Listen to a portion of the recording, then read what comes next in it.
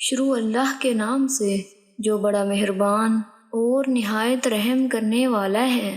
السلام علیکم ورحمۃ اللہ وبرکاتہ۔ حضرت معقل بن یسار رضی اللہ تعالیٰ عنہ نبی صلی اللہ علیہ وآلہ وسلم سے روایت کرتے ہیں، آپ صلی اللہ علیہ وآلہ وسلم نے فرمایا، جو شخص صبح کے وقت 3 مرتبہ اعوذ باللہ السمیع العلیم من الشیطان الرجیم اور سورہ حشر کی آخری 3 آیات پڑھتا ہے تو اللہ اس کے لیے 70,000 فرشتے مقرر فرما دیتا ہے جو شام تک اس کے لیے دعائے رحمت کرتے رہتے ہیں، اور اگر وہ اسی روز فوت ہو جائے تو وہ شہادت کی موت مرتا ہے، اور جو شخص شام کے وقت انہیں پڑھتا ہے تو اسے بھی یہی منزلت و فضیلت حاصل ہو جاتی ہے۔ یہ مشکوٰۃ المصابیح کی حدیث ہے جس کا حوالہ نیچے موجود ہے۔ اللہ تعالیٰ سے دعا ہے کہ اللہ تعالیٰ ہمیں اس حدیث مبارکہ پر عمل کرنے کی توفیق عطا فرمائے، آمین۔